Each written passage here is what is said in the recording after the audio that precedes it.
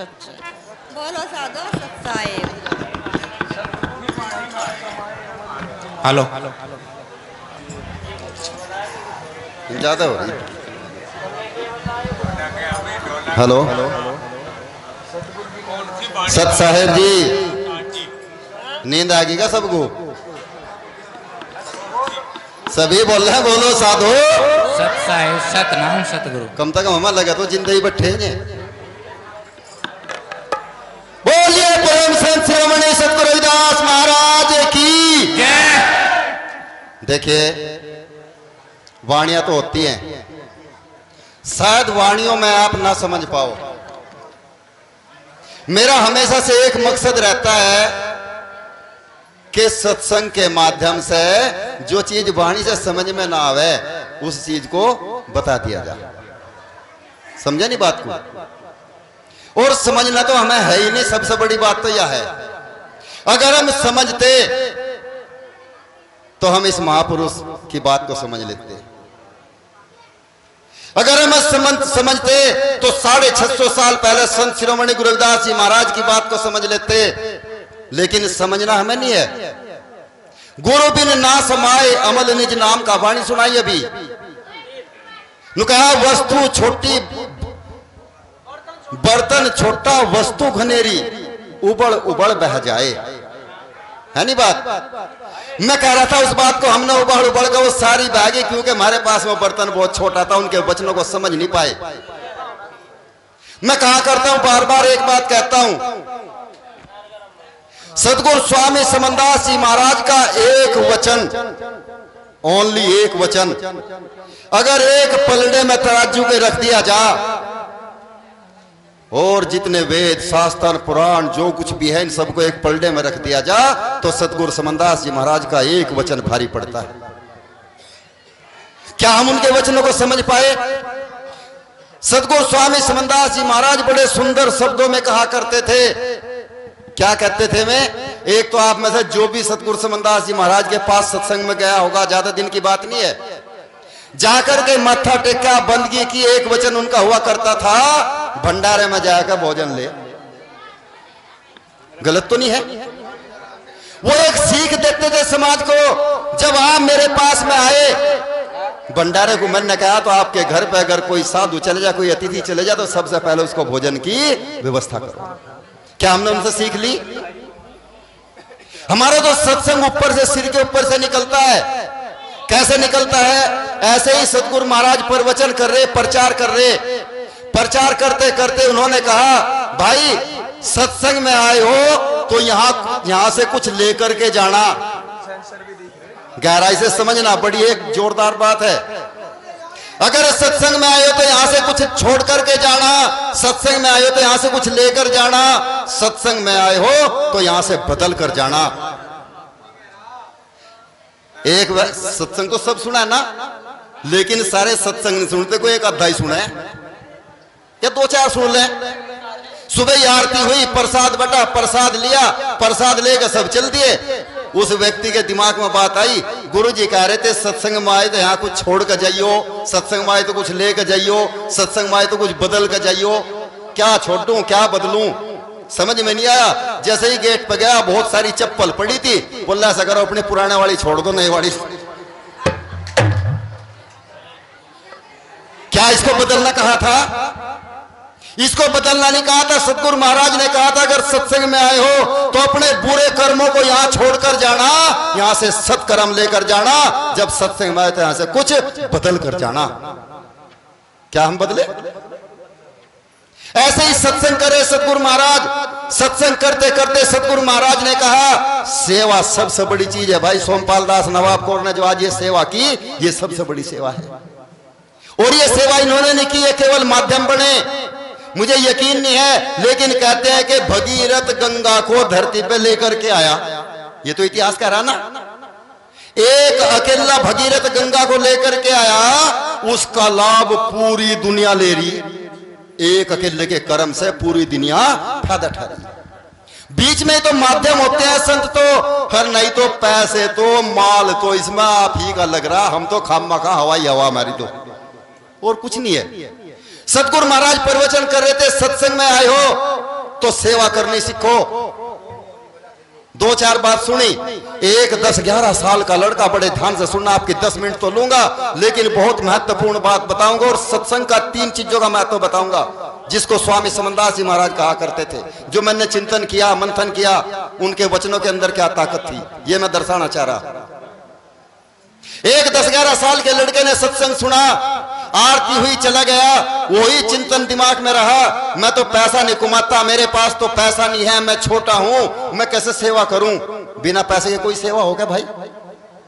नहीं होती। लेकिन यह भी देख लेना, जो करने वाला व्यक्ति होता है वो रास्ता निकाल लेता है, और निकम्मा कमचोरा व्यक्ति केवल बहाने बनाता है। याद रखना, वो बहाने बनाएगा। उस बच्चे ने क्या काम किया? जून जुलाई का महीना था, गांव के पास में, यानी गर्मी का महीना था, गांव के पास में एक बहुत छायादार पेड़ था, उसके नीचे 2-3 घड़े पानी के लिए उनको भर के रख लिया। जब उनको भर के रख लिया, जो भी कोई व्यक्ति वहां से गुजरता उसको ही पानी पिलाता, बड़ा आशीर्वाद उस बच्चे को देते। ऐसे ही पानी पिलाता रहा, सेवा करता रहा। कोई पैसा लगा क्या भाई? कहीं में भी पैसा नहीं लगा, पानी फ्री का था, घड़े भी गांव से मांग लिए, सेवा कर रहा था ना। सबसे बड़ी सेवा है भी। जब 2-3 महीने उसको पानी पिलाते पिलाते हो गए, उसी रास्ते से 2-3-4 व्यक्ति रोज निकलते थे, कोई एक आध दिन छूटता था। एक दिन उसने सवाल कर लिया, दोस्त बैठो, बैठाया। दोस्त एक बात बताओ, आप यहां के तो हो नहीं, क्या गांव है आदमपुर, यहां के तो हो नहीं, और आप पुसार के भी नहीं हो, क्योंकि मैं इन 1-2 गांव के व्यक्तियों को सबको जानता हूं। आप यहां के नहीं हो, आप कहां से आते हो, कौन हो? उन्होंने कहा भाई ये सच्चाई, हम यहाँ के नहीं हैं, हम बहुत दूर से आते हैं। कौन हो आप? बोले हम यमदूत हैं। यमदूत का नाम तो सबने सुना होगा ना। हम यमदूत हैं, जब भी कोई इस गांव के अंदर, अगले गांव के अंदर जब कोई व्यक्ति मरता है तो हम उसके प्राण लेने के लिए आते हैं। बोले यार एक बात बताओ दोस्त, क्या तुम्हें पता कैसे चले मार दो मुंडा से वाला ना, अगर इसकी आई तो इसे ही लेकर जाओगे, दूसरे पड़ोसी को या घर वालों किसी कोई दिक्कत होती नहीं। थारे पास में कोई लेखा जोखा, कंप्यूटर, लैपटॉप, फाइल, बोला सब कुछ है। बोला किस किस का? बोला पूरी दुनिया का। बोला मेरा भी। बोला तेरा भी है। बोला यार अगर मेरा भी है तो आप एक काम करना, कल जब आओ तो मेरे नाम की फाइल देख करके आना, मौत कब होगी और कैसे होगी। बोले भाई ये हमारे नियम के विरुद्ध है, हम ऐसे नहीं बता सकते। अगर पौध का पता चल जा कि बिरजेश दास कल को यहां से बाइक ठावेगा और भाई हम लोग बामड़ोली लो जाएगा, पुल बजाते इसका एक्सीडेंट होगा, यो मरेगा, मैं तो सोमपाल दा कह दूंगा, सोमपाल दास एक खाट बिछा दे, मां जाता ही नहीं, मरू ही नहीं। सोचो, विचार करो भाई, ये नियम के विरुद्ध है। बोल रहे मैं थोड़े किसी को बता रहा, हम तुम तो दोस्त हो गए ना। एक ने कहा चलो यार देख लेंगे, बच्चा ही तो है, क्या फर्क पड़ रहा। गए जाकर के देखा, चारों के चारों रोने लगे। इतना मोह उस बच्चे से हो चुका था जिनको यमदूत कहते हो, चारों के चारों रोने लगे। आए, आकर के बैठाया, पानी पिलाया, दोस्त मेरे नाम की फाइल देखी? बोला बिल्कुल देखा। क्या देखा? कि जिस दिन तेरी शादी होगी दुल्हन तेरे घर के अंदर आएगी, रात के ठीक 12 बजे सरफ के डसने से तेरी मौत हो। अब मजा आएगा आपको। बोला अच्छा न कहा, दोस्त एक बात तो बताओ, क्या इससे कोई बचने का भी तरीका है क्या? बोला बिल्कुल है। क्या है? शादी मत करवाना, जब तक तुझे जिंदा रहना शादी मत करवाना। बोले ठीक है। माँ बाप, जवान हुआ लड़का 20-25 साल का होगा, माँ बाप शादी को कहा नाटक खड़ा हो जा। एक दिन रिश्तेदारों को बुला लिया, ऐसे ऐसे बुजुर्गों को बुलाया, सबको बैठा लिया, लड़के पे इतना दबाव बनाया, सोट करके कह रहा ज्यादा लंबी नहीं खींचूंगा। लड़के पे दबाव बनाया, लड़का शादी करने के लिए तैयार हो गया। पास के गांव में एक सत्संगी परिवार की लड़की देखी, शादी होगी, घर में दुल्हन आ गई। लड़का बड़ी सेवा करता था, जितने मेहमान रुके हुए थे किसी को भोजन की आवश्यकता भोजन दे रहा, पानी की आवश्यकता पानी दे रहा, कपड़े की आवश्यकता कपड़ा दे रहा। सबको 11 बजे तक लेटाया। लेटा करके जैसे ही दुल्हन के कमरे की तरफ पैर रखा, वो सरफ नजर आ गया। बोले दोस्त आ गया? बोला बिल्कुल आ गया। बोले चल तो डस और निकल। बोले नहीं, अभी 1 घंटा तेरे पास में है, तू जा दुल्हन से बात कर, 1 घंटे बाद तेरी मौत है। बोला दोस्त जब 1 घंटे बाद मरना ही है तो 1 घंटा दुल्हन से ही क्या बात करनी। जैसे ही वो बात कर रहा था, दुल्हन ने कान लगा करके देखा, गेट पे आकर के तेरे पति के पास में कोई है तो है नहीं, फिर बात किससे कर रहा। जब 2-3 दफे मौत का नाम आया, दुल्हन समझ गई कि तेरे पति की 12 बजे मौत है और ये मौत से बात कर रहा। सोचो, एक विचार करो, जिसके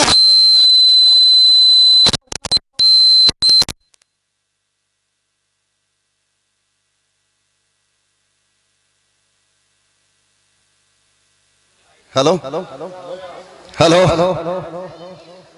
जिसके हाथों की मेहंदी तक ना उतरी हो और उसको पता चल जाए कि तेरे पति की मौत है, क्या गुजरी होगी उसके दिल पर। बैठ गई। बोला दोस्त जब 1 घंटा है अभी हमारे पास में, हम क्यों ना सत्संग कर लें। सत्संग का महत्व समझना, हम क्यों ना सत्संग कर लें, क्यों ना हम सतगुरु महाराज का भजन कर लें। बोला तेरी मर्जी है। दोनों के दोनों सत्संग करने लगे। सत्संग करते करते 5 मिनट 12 बजने में शेष थे। उसी बस्ती के अंदर एक लड़की को बच्चा पैदा हुआ। बच्चे को जन्म देते ही लड़की ने अपना बुजुर्ग बाप था उसके पास में, उससे कहा पिताजी मेरा शरीर कमजोर हो चुका, मेरे अंदर जीने की क्षमता नहीं रही, मैं बहुत कमजोर महसूस कर रही, मुझे भोजन चाहिए। बेटी रात के 12 बजे मैं कहां से भोजन लेकर के आऊं। भोजन का महत्व समझना। मैं रात के 12 बजे कहां से भोजन लेकर। पिताजी मुझे नहीं पता, या तो भोजन की व्यवस्था करो, अगर भोजन की व्यवस्था नहीं कर सकते तो जिस बच्चे को मैंने जन्म दिया मैं इसको खाऊंगी। बात था, भाग लिया। रात के 12 बजे चौराहे पे जाके आवाज लगाई, भाई मेरी बेटी को बच्चा पैदा हुआ, उसको अगर किसी के पास भोजन हो तो भोजन की आवश्यकता है, भोजन दे दो। दुल्हन के कान में जैसे ही आवाज गई, दुल्हन ने विचार किया, ये जो थाल भरा हुआ रखा जो मुझे अपने पति के साथ में खाना था, पति की तो 12 बजे मौत है, फिर इस थाल का क्या। दुल्हन ने वो थाल उठाया और जाकर के कहा लो बाबा भोजन लो। उसने भोजन दिया। एक झलक दुल्हन को देखा और लेकर के भाग लिया। लड़की बच्चे को हाथ में लेकर खाने के नाम का तैयार है। उधर आवाज लगाई, बेटी में भोजन ले आया। बच्चे को एक तरफ लेटाया। लेटाने के बाद में उसने भोजन किया। जैसे ही भोजन किया, पिताजी एक बात बताओ, रात के 12 बजे इतना स्वादिष्ट भोजन, गर्मा गर्म भोजन आप कहां से लेकर के आए, किसके घर से लेकर के आए। बेटी मुझे नहीं पता किसके घर से भोजन आया, मुझे नहीं पता है, लेकिन जिसने भोजन दिया वो कोई दुल्हन थी। लड़की ने कहा पिताजी मैं उसको दिल से आशीर्वाद देना चाहती हूँ, नाभि से आशीर्वाद देना चाहती हूँ। और जैसे ही कहा वो सदा सुहागन रहे। 12 बच्चे थे। उसने कहा दोस्त चल डस और निकल, 12 बज गए। बोला रे मैंने तुझे 4 दफे डस लिया और ये मेरे जीवन का पहला चांस है जो तुझे मौत नहीं आ रही। अन्य एक बार के में साफ हो मामला। बोले चले एक बार और कोशिश कर। 5वीं बार भी डसा, नहीं मरा। बोला भाई 10 मिनट ठहर, क्योंकि काल भी सर्वस नहीं होते। सतगुरु स्वामी समनदास जी महाराज इसीलिए कहा करते थे, काल हमारा कुकड़ा यम हमारे गुलाम, हर हम चिल्ले हैं सतगुरु के तो किसे करें, किसको सलाम करें। इसलिए मैं कहता हूं सतगुरु समनदास जी के वचनों पे हमने उस समय विश्वास नहीं किया। अगर विश्वास करते तो आज शायद ये स्थिति कुछ और होती। वही 12 बजे 10 मिनट ठहर तो महाराज के पास में गया। महाराज अपने आसन पर बैठे, उसको यमदूत को देखते ही मुस्कुराए। जाके बंदी की, मत्था टेका। महाराज एक बात बताओ, आज तक मेरी जिंदगी का पहला चांस है, जिसको मैंने एक ही दफे डसा, एक बार के मैं मर लिया, लेकिन उसको 5 दफे डस लिया, उसको मौत नहीं आ रही, कारण क्या है। महाराज कहते हैं भाई इसका सबसे बड़ा कारण तो तू है। बोले मैं क्या हूं, मैं कैसे कारण हूं। कि सबसे बड़ा कारण तू है, तूने उसके साथ में 1 घंटा सत्संग किया और सत्संग के अंदर मौत आती है क्या। सत्संग के अंदर मौत नहीं आती। दूसरा कारण उसकी पत्नी है। इसलिए मैं कहता हूं, नारी कुलवंती भली काली और कुरूप। कबीर साहब फरमाते हैं, पतिव्रता नारी चाहे वो काली हो, कुरूप हो, कैसी भी हो, लेकिन पतिव्रता हो। पतिव्रता नारी भली काली हो या कुरूप, हर पतिव्रता के रूप पे वारू सो सारे रूप वार दूं पतिव्रता। बोले दूसरा कारण उसकी पत्नी है। उसकी पत्नी कैसा है कि उसने 2 जीवों की जान बचाई। अगर उसको भोजन ना मिलता तो उस बच्चे को खाने वाली थी, और उसको भोजन ना मिलता वो मरने वाली थी। महाराज अब बोले अब ये अब उसकी उम्र 25 साल थोड़ा ही रही। बोले और अब उसकी उम्र 100 साल होगी। विचार करो, 1 घंटे के सत्संग करने से कितनी बड़ी 75 साल। हमने तो अपनी जिंदगी में पता नहीं 100-200 तो सुन ही लिए होंगे, इतने यहां बैठे होंगे। आधी घड़ी सत्संग की मेरे प्रेमियों, उस आधी घड़ी का इंतजार करो, और जब भी वो आधी घड़ी आ जा, उस शब्दों को दिल में उतार लो, समझ लो सत्संग लग गया। सतनाम सत्साय। आपका समय लिया, बुरा लगा हो तो मैं क्षमा चाहूं। बाकी भाई देखो, मेरा मकसद रहता है कि सत्संग को हम समझ के चलें, उन महापुरुषों के विचारों को, वचनों को समझ करके चलें। भाई देखिए, अब हमारे बीच में ओमवती जी हैं, डॉक्टरनी जो मेरठ से आई हैं, में आएंगी 2 साखी 1 वाणी, और इनके बाद भाई हमारे बीच में देखिए महात्मा भी आ रहे हैं। अब इनका भी हम सुन लेगा, कुछ सुन लेगा है। तो भाई देखिए महात्मा सेवादास जी जो बावली से आए, में तैयार रहेंगे।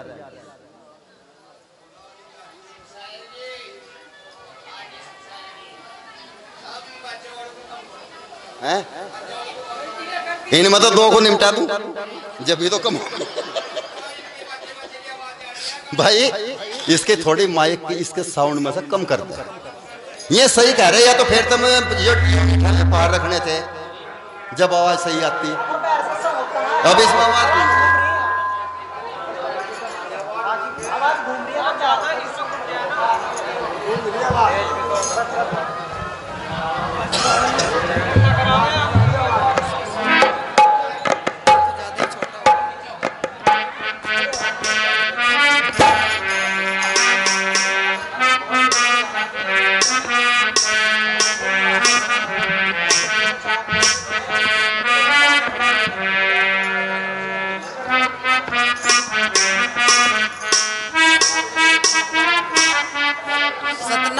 साहिब जी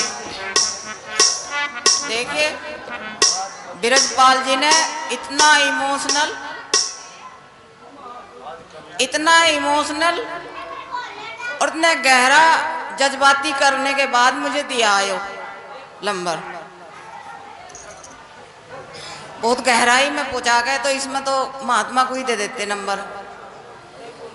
तो ये चीज है कि चलो जी कोशिश करते हैं। कुछ चीजें इसमें काल्पनिक थी जो उन्होंने प्रमाण देकर समझाई। काल्पनिक कल्पना जो प्रमाण द्वारा विजय दास जी ने समझाई। एक कल्पना है माइंड की, माइंड सेट करने की।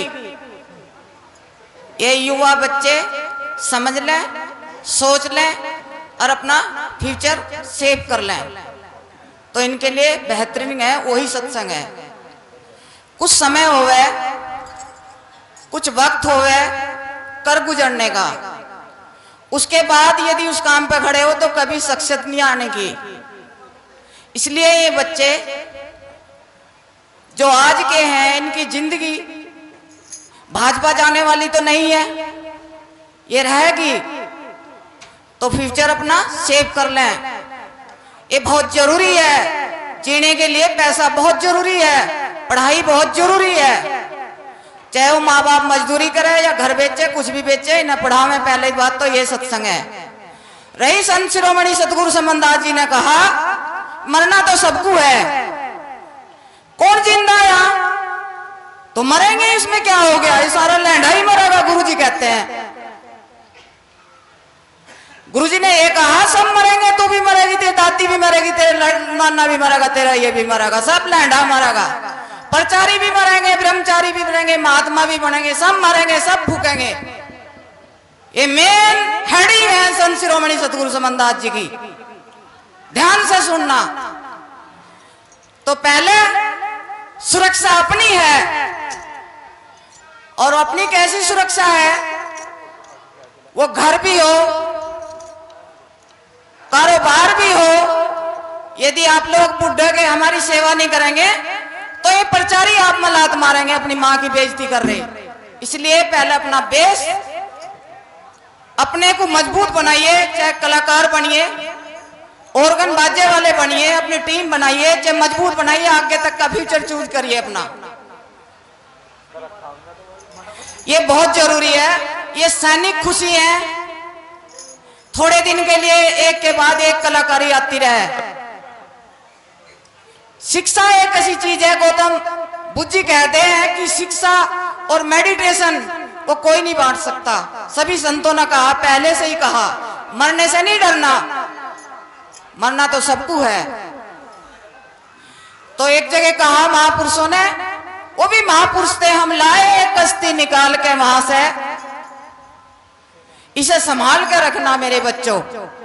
महाराज संत शिरोमणि सतगुरु समनदास जी लाए कश्ती निकाल के, वो सूअर बनता था, जो मरता था तो भी सूअर का कड़ा चढ़ता था, जिंदा था तो भी सूअर बनता था। संत शिरोमणि समनदास जी ने दादी का नाम रोशन कर दिया, मां का कर दिया, कुल का कर दिया, अपने लिए भी कर दिया, समाज के लिए भी कर दिया। हम इसे कश्ती को दूसरे की कहे कोई बात पर न चले, सतगुरु समनदास जी की बात पर चले, अपना पैसा भी बचावे। मैं सबको बुरी लगती हूँ, डॉक्टर ने का नंबर दे दिया, कुछ कुछ कहेगा, मुझे खदेड़ने के पूरे पूरे प्रयास करे गए, 96 से मैं हिली नहीं हूँ। कभी रामकली का प्रमाण देते हैं, कभी किसी का प्रमाण देते हैं। लड़का कहता है तू सत्संग में नहीं जाएगी, मैं जाऊंगी, अपनी बात कहूंगी। जीवन मेरा सत्संग है, प्रैक्टिकल ज्ञान है, गुरु ने अनुभव ज्ञान कराया हमें। इसे जान ले बात को, ये नहीं है कि एक आचार्य लिख दिया मैंने, मैं आचार्य हूं, पूरी नाड़ तोड़ दी उसने गा गा के। यार गर्दन घुमा रहा, यूं कर रहा, यूं कर रहा, फजीता ठा दिया, उससे पैसे आ रहे हैं बस। ये कोई बात है? समाज को बरकरार रखा। गाना है इमोशनल, जज्बाती, आराम से भी कह सकते हैं, बॉडी लैंग्वेज सही रखिए, भावनाओं से भी कह सकते हैं, उस बात को तरीके से भी कह सकते हैं। प्रोफेसर एक लेक्चर देता है, सब आंसर देते हैं बच्चे, ये कौन सा क्लास लगती है? नाचना गाना संगीत है, जागरण का सिस्टम बना लिया ये सत्संग। मैं सीनियर सिटीजन होगी, अब नहीं डरने की। जब मेरा नंबर आएगा बोलूंगी, कोई नंबर दे ना दे, पर मैं बोलूंगी, मैं बोलूंगी। मैंने संकल्प ले लिया था जिस टाइम 96 से डॉक्टर साहब को, मैं कहा दास जी ने मुझे खदेड़ना धमकाया था, मैंने कहा मैं जाने की नहीं हूं। मैं अपने पति को लेकर गई थी डेड बॉडी को, मैं वही हूं। ना मैं ठाकरों पर शोषण करवाने वाली, ना चमारों पर शोषण करवा अपने शरीर का। नुका भजन करे से ऐसे तिरे जैसे तारों बीच खिला चंदा। मैं कुछ नहीं खाती, भजन करती हूँ समनदास जी का। बहु मेरी अंडे उबाल रही, मैं ध्यान करती रहूं, उसे भी नहीं कहती तेरी मर्जी है। मेरी घर में भी पंडित है, लेकिन मैं नहीं हटती हूं। ये प्रैक्टिकल अनुभवी ज्ञान है मेरा, झूठ नहीं है। मैं कहीं को आई कि मुझे बच्चे पालने, मुझे कुछ करना, प्रचार करके प्रचार करूंगी तो अपने गुरु का सत्य करूंगी जितना मेरे पास आता है। इन महात्मा के जैसा तो नहीं कर सकती मैं। इसलिए जो मेरे मन में था मैंने कह दिया, यदि मेरी पिटाई करनी हो तो यही कर लेना। इतनी ज्यादा शिक्षित भी नहीं हूं मैं, लेकिन मेरे मन में जो आता है मैं भी कहती हूं। जब सबकी माफ है, बच्चे नचा रहे, बड़े नचा रहे हैं, सब पे कहने क्या क्या हो रहा, तो मुझे भी कहने का पूरा हक है अपनी बात का।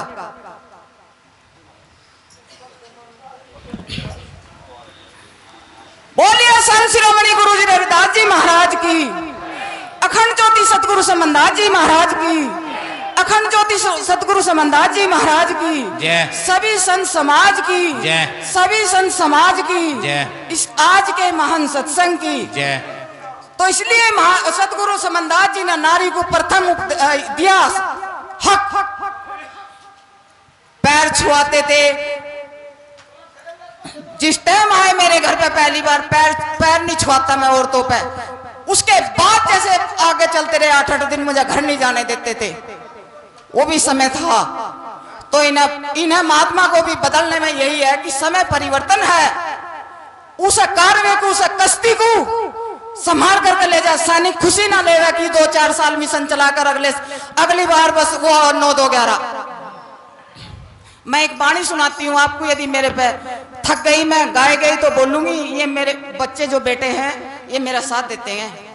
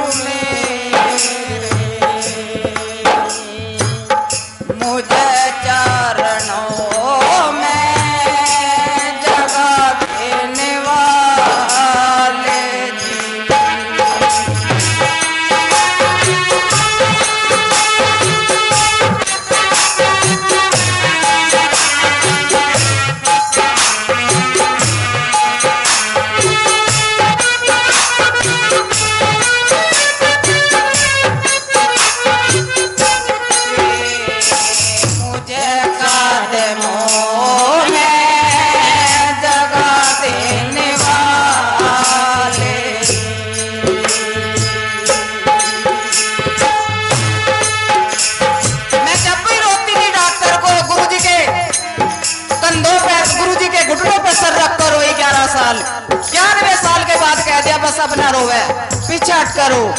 मुझे कभी झिड़काया नहीं है, नहीं तो मैं तो भाग जाती। मुझे इतना पता था मैं यहाँ क्यों जाऊं। मैं तो करत हिमाल सतगुरु समन दास ब्रह्मचारी। मैं तो करत हिमाल सतगुरु समन दास ब्रह्मचारी। हे समन दास ब्रह्मज्ञानी गुरु जी मेरे शिरोमणि ब्रह्मज्ञानी।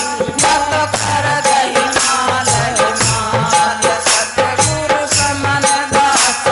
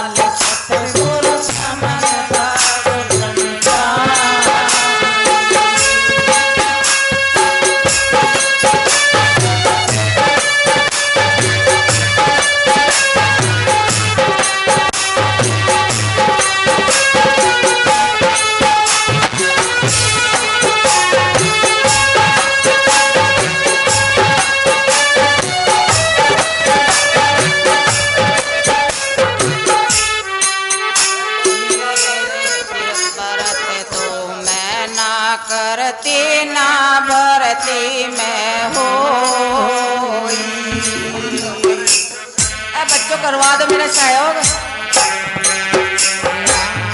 तीर्थ व्रत तो मैं ना करती ना भरती मैं हो।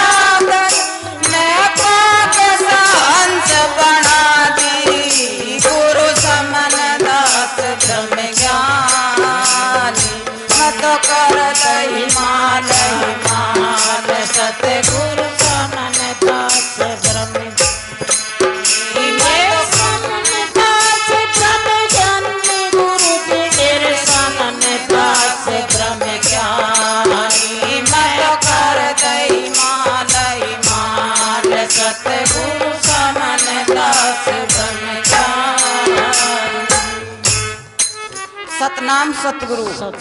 तो देखिए शुक्र दाल में गंगा में डूब गई थी, तब कहा था गुरुजी ने कोई काम तेरा अटक्या, बोर तो नहीं हो रहे, लेकिन आप लोग सुना रही हैं मन की।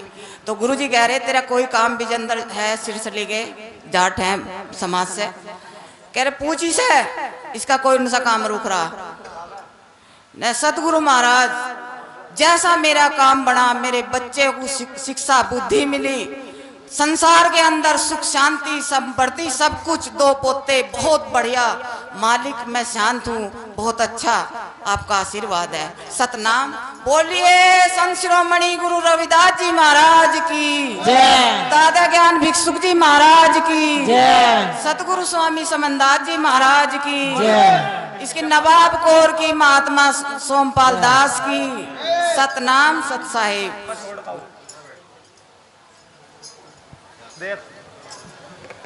बोलो साधो सत साहेब, सत साहेब सतगुरु सुमनदास जी महाराज की जय, जय। सतगुरु रविदास जी महाराज की जय। जय। देखिए स्वामी श्री सोमपाल दास जी ने और नवाब कौर ने यहाँ इतनी सुंदर जगह बना। अरे मेरी बेटी जीत रो गई, ये मेरी बेटी शिवरा जी की है। श्री सोमपाल जी ने और नवाब कौर जी ने अपनी मेहनत से इतनी सुंदर जगह बना दी। नहीं मैं यहाँ कुछ पर रहा, ये बदमाशों का अड्डा था, भंगड़ू का अड्डा था।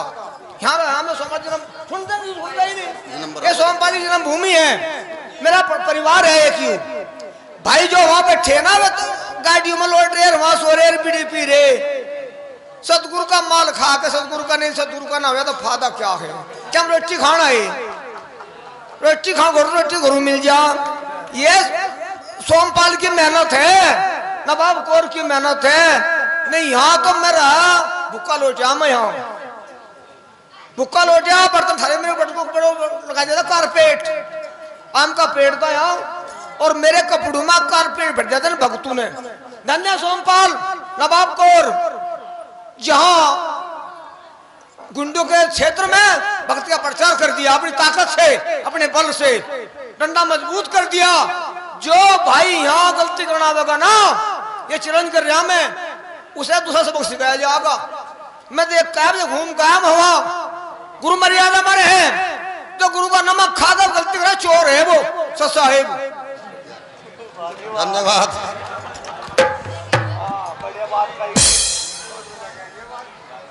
भाई देखिए,